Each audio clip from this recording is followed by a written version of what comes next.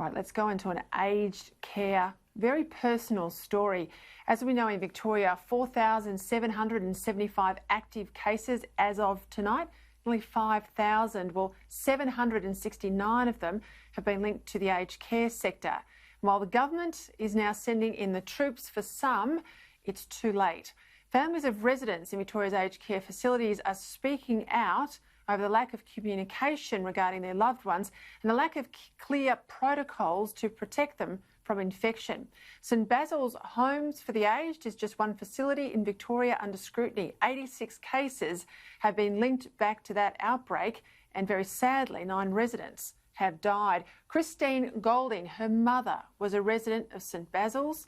She joins me now.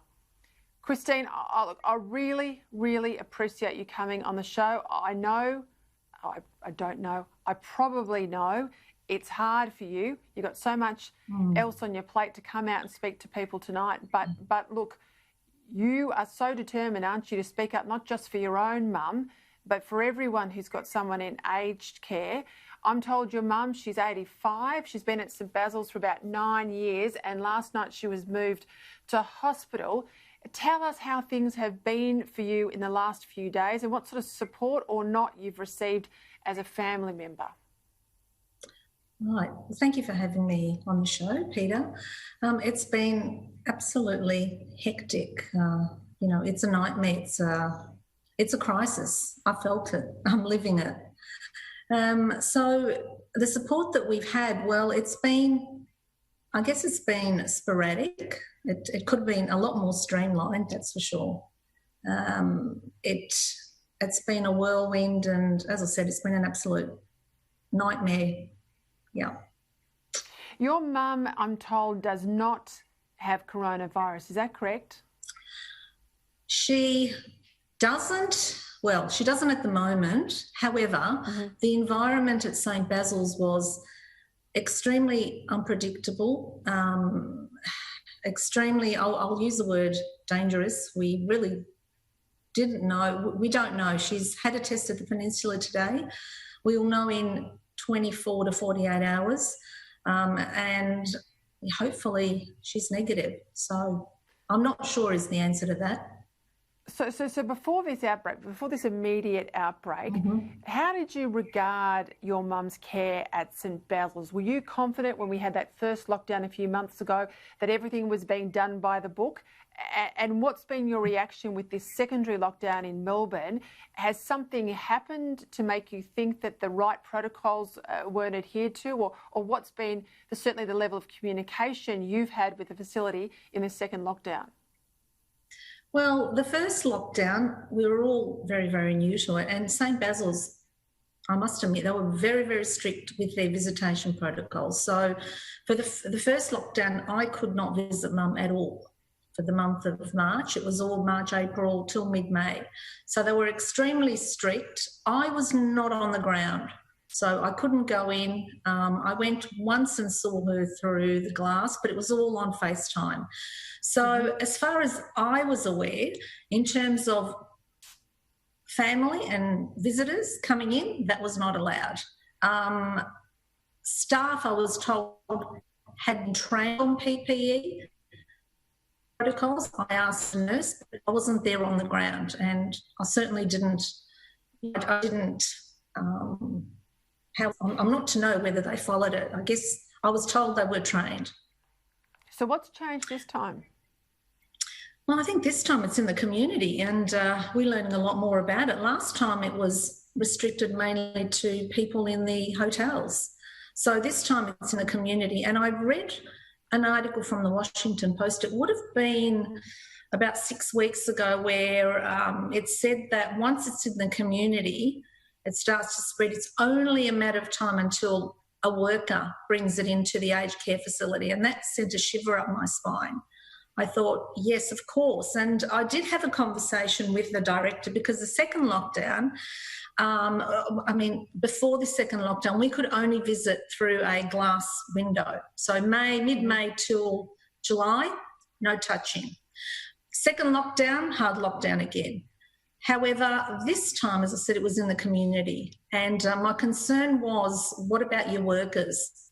Well, this is a thing. The workers are in the community. They can bring it in. They interact with people. So there's got to be consideration regarding our institutional care model. I mean, how do we protect people inside from people who live outside bringing the virus in? I don't have the answer to that, but that is a concern. When the secondary outbreak occurred in Victoria, when it hit St Basil's, at what point were you notified that it was through the centre, that there were cases in the centre?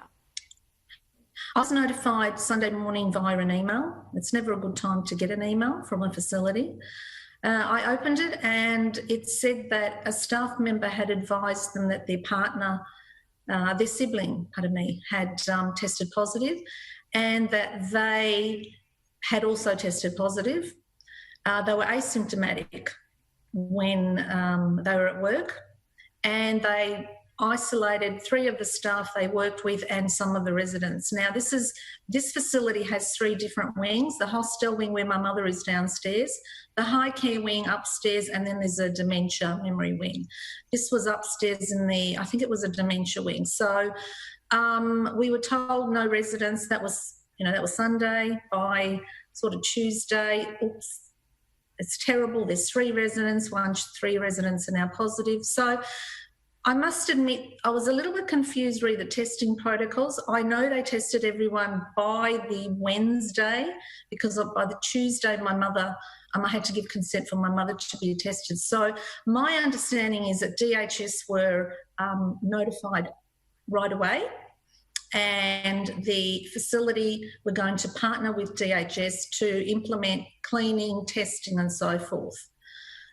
So that was my understanding. But, clearly they were out of their depth, and I would say a lot of facilities have been caught short, as have, a lot of governance.